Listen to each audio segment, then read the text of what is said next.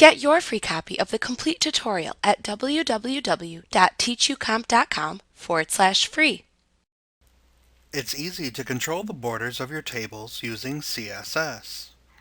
You only have to specify your styling using the border property and the attributes of size in pixels, the border style of solid, double, groove, ridge, inset, outset, dotted or dashed, and a color value as a color name or a hexadecimal number.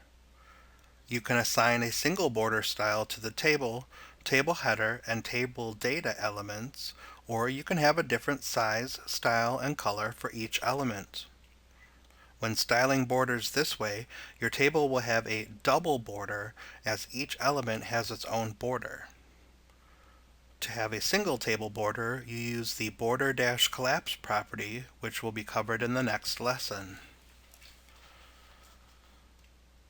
Our on-screen example shows our style tags, table, table header, and table data elements with the border attribute set to 2 pixels, solid, and black, which will cause your web browser to display your table with a 2 pixel solid black border around each section of the table.